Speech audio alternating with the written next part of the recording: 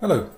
The theme for this batch of broadcasts is life's transitions, and the particular transition I'd like to talk to you about is coming out, whether that's coming out as gay or bisexual or lesbian or transgender, perhaps, although that's obviously in a slightly different context with gender and sexuality, or in a variety of other sexual contexts it might equally apply. Primarily I'm going to focus on either being gay, lesbian or bisexual. Personally, I'm not a full-on Reconstructionist, but I am very heavily influenced in my paganism, both with the Druidic and with the Kemetic side of my paganism, by ancient practice. So I'm not obsessive about it, but I like to try and keep in line, as it were, with ancestral practice going back a huge stretch of time. And if we look at the ancient world, we look at Greece and Rome and Egypt, we look at the ancient Germanic tribes, the Celtic tribes, the Middle and Central European tribes and so on, it's practically impossible to find a coming out ritual. For the simple reason that I don't think people really did come out in those cultures. People certainly loved one another. There were men loving men all over the place and women loving women all over the place. And loads of people loving both. But did they need to rush up to their mum and dad and go, guess what, I fancy men? I don't think they did, by and large. Because it wasn't seen for the majority of those cultures as a big issue. There were other big issues to worry about, so if you were Athenian, it was quite important in terms of your sex life, your romantic life. The people you had sex with were of the correct social class. Whether they were male or female was kind of besides the point most of the time, as long as they were of an appropriate social class. So if you strayed outside your social class, then things got a little bit off-putting for the rest of society. Other cultures had other issues that they considered to be particularly important. So you could marry somebody from that tribe, but you couldn't possibly marry somebody from that tribe. According to this tribal totem was acceptable, but that tribal totem wasn't, and those sorts of things went on in some cultures. But gender was not a big issue for the vast majority of people in the ancient world. Not trying to portray the ancient world as some kind of LGBT paradise where everything was perfect and everyone went skipping through the streets hand in hand, absolutely blissful. All cultures have their problems, all cultures have their darker areas where they mistreat people for this, that or some other reason. So it wasn't perfect. There were some cultures that enacted laws against men going with each other under certain social circumstances and so on. So there were issues there. But compared to what came after, if we look at almost 2,000 years of Christianity and a hell of a long stretch of time of Islam and so on, compared to what went on in those cultures, things were much, much better. However, we don't live in those cultures. Much as I'd like to jump into a TARDIS and go back in time and live in those cultures, we don't.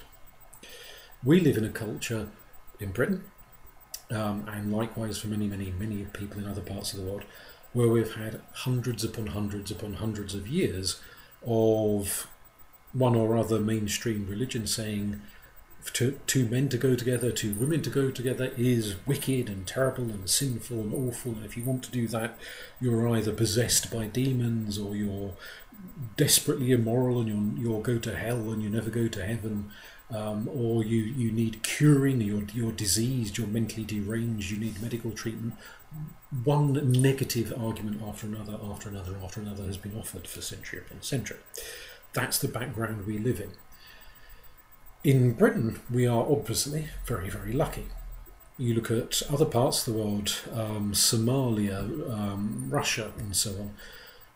Gay people, bisexual people, lesbian people are treated horrifically in other parts of the world. Violence, imprisonment, torture, murder by the government itself turning a blind eye if families engage in honour killings to get rid of a gay member, or neighbours raise up and lynch somebody they believe rightly or wrongly is gay or lesbian. That kind of thing goes on all of the time in many, many parts of the world. Of course, we hear endlessly about Islamic State throwing gay people off roofs. We hear very little about the almost identical sorts of murderous, brutal events happening in Russia and in various parts of Africa, because they're not Muslim. And all of our media are interested in is promoting the awful things Muslims do whilst ignoring the awful things other people do. But, moot point. Anyway, in Britain we are much, much safer, but we're not 100% safe. There are still people who will be spat at, there's still people who get beaten up, there are still people who get murdered, there are still people whose jobs are threatened, not legally so, I'll grant you, but if it becomes known that they're gay or straight, then that promotion mysteriously disappears and there's always this reason, that reason, some other reason offered if they query it. These things go on. It's a prejudice we have to live with for the moment. Hopefully in the future it will go and we'll be in much safer times. Ideally, it would be lovely to live in a world where we don't even bother calling people gay and straight anymore, where we don't bother having the idea that this is a gay pub and that's a straight pub, where the gender that someone prefers to sleep with is seen as absolutely irrelevant and their identity isn't based upon whether they fancy men or they fancy women. Their identity is based upon whether they're compassionate or cruel, whether they're generous or stingy, whether they are wise or foolish, one of those sorts of factors, rather than who they're in bed with. But, you know, that's distant future. Well, hopefully maybe not too distant, but it's still in the future. Focusing on where we are in the present, we live in this world. Because they didn't engage in coming out ceremonies in the past doesn't mean we cannot create coming out ceremonies here in the present, even if we do so in the hope that one day in the future we won't need them anymore. A coming out ceremony is a way of somebody saying, I'm gay, I'm bisexual, I'm lesbian, whatever, to themselves, but also because it's a ceremony, there are other people present, it's saying it to the other people. Now it's reasonable to assume, I think, that if you're going to have a ceremony, get a bunch of pagans together, dance around candles and say, oh, by the way, I'm coming out, you're probably reasonably secure that the people you've invited to dance around candles with you are going to go, oh, that's nice. They're not going to beat you to death upon the spot or storm out in disgust. Why would you invite people like that in the first place? So it's a ritual in a safe environment where there's no risk or fear of horrible negative reactions from the other people there. So in a sense, I suppose, if you like, it's dipping a toe in the water for someone maybe in their first early stages of coming out. Maybe they've not yet told mum and dad or granny or the next door neighbours or the boss or whoever. Maybe that's a stage weeks, months, years down the line. But at the moment they are declaring their sexuality to people they feel safe with. And even in a safe environment, that's still a big step. And it needs positive reinforcement. It needs encouragement that we embrace you. We as a fellow group of maybe some of the other people there are already openly gay, lesbian, bisexual. Maybe they're straight, maybe they're whatever. But them openly embracing that person, saying you are safe with us. It's not a delusional step to say, oh, we're all perfectly safe forever and ever, because you're always saying safe with us, aware that in the outside world, that safety cannot be guaranteed.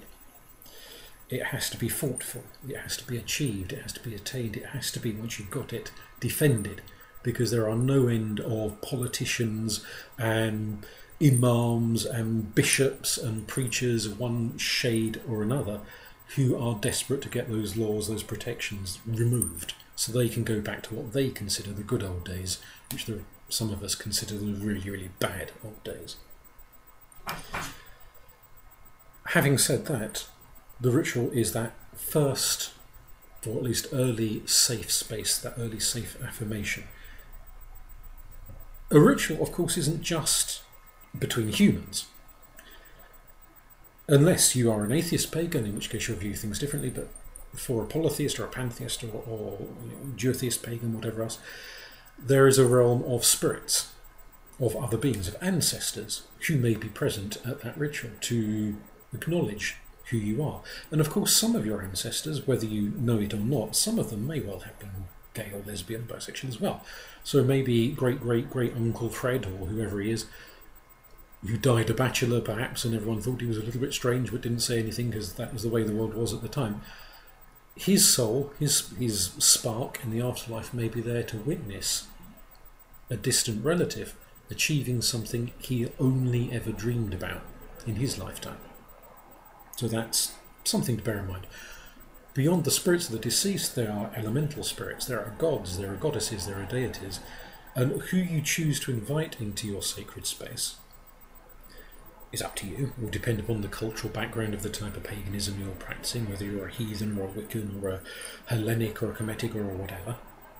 But practically every pantheon has deities associated with it who were either openly in relationships with people of the same gender, or who can be regarded as fluid in some capacity, perhaps from a modern perspective, but nonetheless who would provide a positive, supportive environment for individuals taking part in that sort of a ceremony.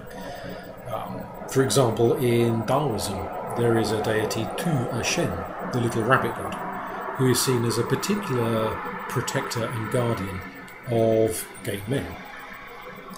So research your own pantheons, whichever ones you're drawn to, find whatever gods, goddesses seem most relevant, or shape-shifting spirits perhaps, like the puka, if you are interested in more sort of Celtic end of spirituality, and draw them into your ritual, or at least invite them. They're gods and goddesses, up to them if they come, they can say no, who's going to argue? But so that they are there as part of the embracing, of the part of the creating of a safe space. It's not just that woodland glade or that spare bedroom converted to a temple, that geographic safe space, but the spiritual, the mental, the emotional safe space in which you exist, not just whilst the candles are burning, but as you leave and take it with you, because you're creating a safe space around you. And that safe space is a growing one. So as your confidence builds, and come the day when you do decide to tell the parents or your aunties and uncles or your boss or whoever else it is that's important in your life, that safe space goes with you, and potentially, if you get a positive reception, will grow. And even if you don't get a positive reception, there is a barrier to offer protection and aid and support in that interaction. And it can one day, hopefully, be stretched to incorporate others when you have achieved a sense of confidence and you meet some other white person who is at the beginning of their journey. Someone who is just beginning to question, am I gay, am I straight, am I this, am I that? That you can be there to offer them a safe space, to extend that warm glow around you, to include these new people too. Precisely what you do in that ritual, I'd suggest it may be a literal embrace, sort of a holding of hands or whatever, so that there's a sense that everyone is together. A positive affirmation, maybe the exchange of gifts, reading of poetry. I've got some selections of things I'd like to read to you very briefly, which I find quite beautiful. This first one, I'm going to read you the whole thing because it's quite long, but it's a section of a poem by an Irish poet who's not, so far as I'm aware, pagan, Céile Sharkey, called By the Hearth of Minalé. By Hearth in Minalé. The poem, which I've read to many people and probably driven them mad, was originally written in Gaelic. My Gaelic isn't sufficiently fluent. I can do a few lines, but it's not sufficiently fluent to do justice to the whole thing. So I'll give you the English translation. It's beautiful because it's comparing this man he's fallen in love with. He's watching the bloke sleep and seeing his body like the land. It's full of imagery and beauty, and it's the sort of thing I think would work wonderfully well for at least a man's coming out ceremony, if not a woman's coming out ceremony. So I'll just give you two verses. The sturdy promontory of your leg stretches out, my love, over a seascape of floor, turning me on, tempting me, killing me. Oh, I'd give all I have and more to be a salmon swimming in your river mouth, lolling and licking over your rocky teeth. Stretched out before me like a strange, forbidding land, I want to go over you from the sweeping locks of your eyes to the sunny, sloping cheeks From the rich plains of your chests, the amber yellow of wheat fields, down secret, narrow passageways to there, where nature's remedy and my healing lie. And that idea of nature's remedy in love, in sexuality, of healing through sexuality is key and it's central, especially when we've got all of those cultural voices echoing in our heads saying it's being gay or bisexual is unnatural, it's damaging, it's a sign of mental illness, and to have that affirmation that it's natural and it's beautiful and it's healing within a ritual of coming out, surely that is a good thing. It's a desired thing, I think, but that's my point of view anyway. I have one of my own poems I'd like to read to you in a second as well. But just to say, before I finish with that poem, having perhaps this idea of gift giving, that there is maybe one particular thing that could be significant to you, a small piece of jewellery, something like that, whether you buy it for yourself as a gift to yourself or some dear trusted person you've invited to take part in the ceremony gives it to you, something that you can wear about you. It doesn't have to be anything kind of torrid and sexual in imagery, but something that symbolises to you who you are. When times are hard in the future, when people are rejecting who you are, when people are devaluing who you are, you've got that gift that you can wear about your neck or your wrist or wherever you're going to put it, where you can have that as your touchstone to bring you back to yourself when other people are trying to push you away from you, are trying to rip you apart and saying, no, you can't be this, you must be something else. There's that reminder, physical reminder of your value, your worth, your uniqueness, that will bring you back mentally, emotionally, psychologically, to that ritual space when you came out. That, I think, is a worthwhile thing to include, to incorporate into that ritual. I'm not going to go endlessly into a lot of books on rituals and things going, oh, you've got to have this colour candle and that type of incense. All of that is so much hugger-mugger. You can dress it up however you feel is appropriate to you, to your cultural tradition, to your background. Personally, I like lots and lots of colours, the whole rainbow thing. But what you do is entirely down to you in terms of how you shape those parts of the ritual, those parts of the ceremony. Some of my poems are in this book, Moon Poets. There are two with gay themes. One is based upon that Chinese myth I mentioned earlier, but it's a bit of a sad myth. So I'm going to opt not to read the sad one, because like so many gay and lesbian so on films, so many of them end with death and sadness, and it's nice to have something that ends positively. So the poem I'd like to end on, which is something I've not ever used this in ritual, but if you want to use it in ritual, do feel free.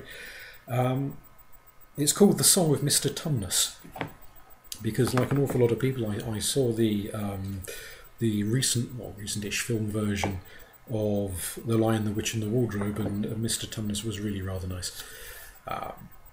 And he's an echo, of course, as a faun, an echo back to Pan, a god of open sexuality to all manner, chasing shepherdesses and shepherds. And the occasional goat. So he was a truly open, positive being. So this was a reflection on the character of Mr. Tumnus, seen from an angle that would probably make poor old C.S. Lewis spin in his grave, given his religious outlook. So apologies to him, but, once it's published, it's fair game. 100 years of winter, so it felt. Once limber branches grow numb and splinter, life frozen, unchanging. Jadis solitary the table cleaves, songless woods sepulchral stand, leached of hope, fallen with the leaves, vain skeletons spiralling into mulch. All that was once held so dear, decayed, dissipated. We few survivors, tired with fear, would Aslan's roar echo promise throughout the world. No lion's thunder stirred me. It was your greeting that unfurled, softly spoken, shivering up my spine, dissolving a century of snow, letting our songs entwine. Quiet, but richly echoing in forest vaults strong, arterial lust calling me back from death, sighing a syrinx song. No lions panting, but your breath upon my nape melted the Gorgon's indifferent gaze and granted our escape. Warmth flowed to your touch, colour blossoming. I took your hand and we danced up the spring. Sometimes you leading, sometimes I, trampling the winter's sting, the lion heat of summer. Cannot come till first Tumnus tumescent quenches his forgotten thirst. Goat boy you called me, and so I am. No son of Adam I, but a child of Pan. I tell a different story, neglected by the spawn of man. Thank you.